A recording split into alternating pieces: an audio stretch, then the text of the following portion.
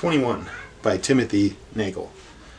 I really was inspired to write this story, 21, on 8/21 of 21.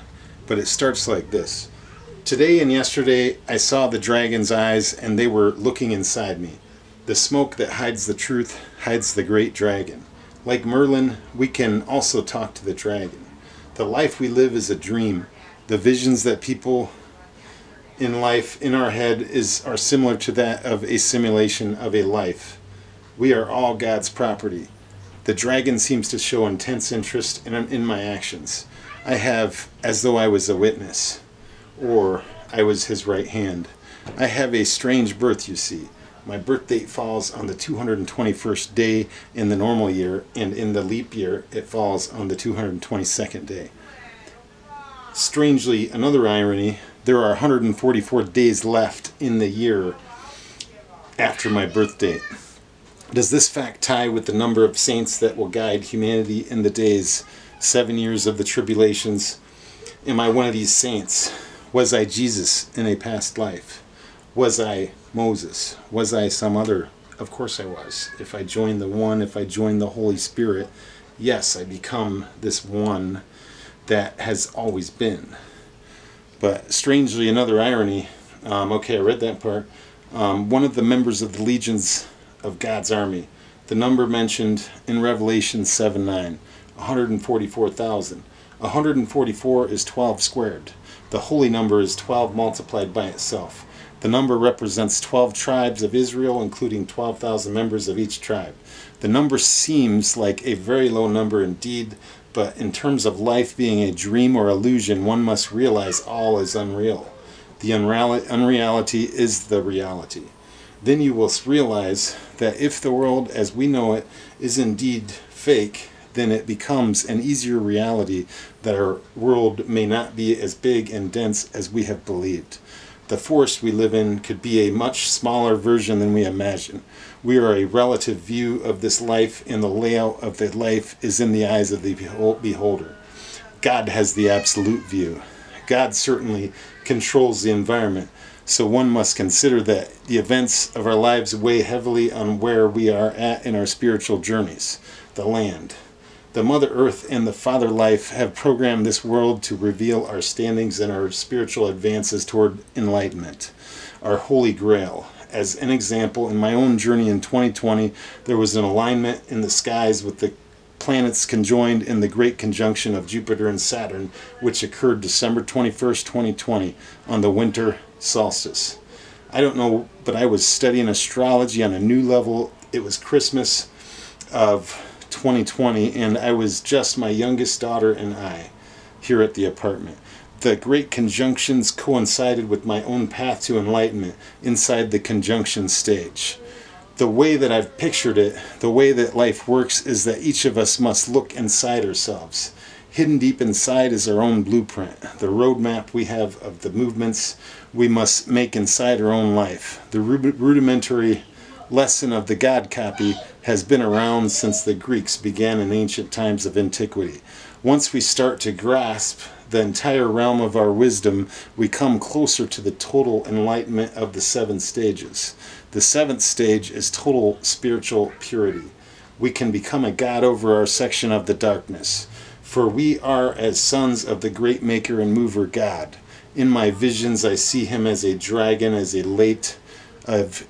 of late in my visions. Once you delve deeper into your part in God's plan, you will realize fundamental things you must do in your own unique world inside a world. When we gaze at the sun each day, we are gazing at our own sun shining in the outer darkness. There are many worlds like ours. We can become a part of the Holy Spirit of God. The Father of Light designed it this way. We each have the ability that God holds, as above, so below. The ability to design things inside our minds and reap the benefits that these thoughts have, that we can see in the material world. We can become one with the Great One. Belief is the key. After I started to really focus on my spiritual journey, I realized that our power over this world is great. We can move mountains and separate seas. The story, of course, is already written, and I'm merely a messenger. As said in 10:1 of Revelations, I will be the strong angel that will share the little book with the people. I've obtained this rainbow body through my spiritual work, and I've gained the 7 spirits and the 7 eyes in this process. In my surroundings, I see with perfect vision. The religious scriptures, like Revelations as an example, are perfectly clear to me. My power is spread across the land and sea. That is what Revelations 10:1 means. 1 foot is on the land and 1 on the sea. I saw myself as a wizard that sent angels to protect Israel from Hamas in their attack against the God's people.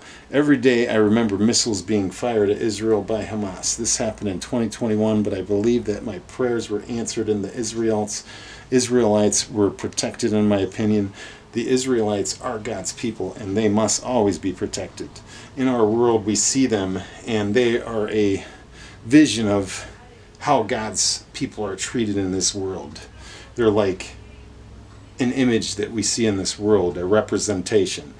But anyways, the Israelites are God's people, and they must always be protected. I'm sorry, in my opinions, the Israelites are God's people, and they must always be protected by the U.S. and any other superpower that wishes to be blessed by God. The mighty angel that came down and shared his head in his knowledge with humanity also wore the face of a sun, or in astrological terms, this was a Leo.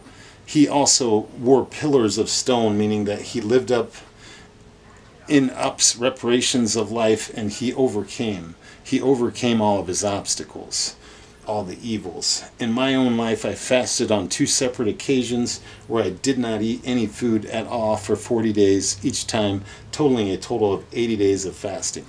This is not even including all the times I fasted. When I fasted, I only drank coffee with a splash of milk and sugar, a splash and a spoonful of sugar. What's really funny about this is that my taxes amount came up exactly to $101 that I owed the state, just like 10:1. I've already been obsessed with the fact that the Christ agram is on my birth chart and my sister's birth chart as well. So just like Nostradamus said, we would come in two to save this world. Looking at other information from other mistakes in this case, Nostradamus, one more note, that 2 will start all of humanity to become half dead. In terms of religion and revelations, we are half dead once we come to a point of enlightenment where our ego dies. Once our ego dies and our higher seed joins the lower seed, this is really what enlightenment is. You basically obtain your key to the spiritual realm outside of this own physical world that we see in our own perception. The veils of darkness really separate these 2 worlds. Inside, really, the separator world is the astral world, the in-between. But that's one really cool thing I see with my birth chart as well. When I look at my birth chart, I'm seeing not only the Christogram, it's like this X with a sword through it, but I'm also seeing that this key, that if I'm this key to humanity, then I would be our key to this outer spiritual realm, this realm that we don't see. So in our own perspective, in this representation that we see in our perception, all we see is this world with planets and skies and the sun. We see people, we see the land, but really this is a representation of our perception. And once this is realized, once these 7 levels are realized, we obtain this gold. We obtain this ability to be one with all. We find our way to this Holy Spirit. This Holy Spirit has always known, it knows everything, and it teaches us when we join. So getting back to the story, looking at the other information from the other mistakes in this case, Nostradamus, one more note, that 2 will start all humanity to become half dead. In terms of religion and revelations, we are half dead once we become to a certain point of enlightenment. Each of these people we see in our world are merely concepts in our own minds. The world of Earth, really a simulation. All of our components are programmed with a God copy that knows the movements of each thing. It's an initiation. This God copy knows everything. The world is modular. Any component can be changed at any time. Now that the pieces of revelations are nearly to be unveiled, those pieces from the world that we don't know, the spiritual world, they'll be told to us in 10:1, by this strong angel. The environment can be changed, and as a result of my finding my way through the 7 levels of enlightenment, there is a 19-year countdown to the end of this phase. It's like a cocoon stage, as I consider it. It's like the death. And once we escape this cocoon stage and become a butterfly, we're enlightened. We've obtained the gold. And that's what God wants. But Nostradamus has joined and read this God copy accurately. Nostradamus was a mystic who died, I believe, in 1555. I'll check out that after the video. Nostradamus, I believe, was one of God's messengers, or even one of God's forms himself. He came close with the Spirit of God, Lord of Spirits, the great mover. We can see as the consequences of enlightenment in our environment, the drought nearing California, the hailstorms in Oklahoma and Texas, the civil animosity, the great hurricanes and floods. Just the other day I saw this 7.2 magnitude earthquake in Haiti, overthrowing of governments, rebellions. We're basically, I think one of the other things to point out is that we're shifting into this age of the Aquarius.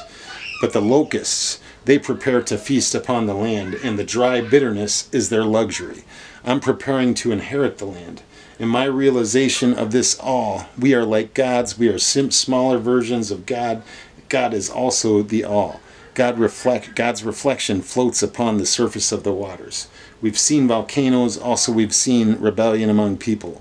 People of all races and kinds have switched from responsible citizens to outlandish rebels. It's the day of the underdog, as I call it. Much reason is this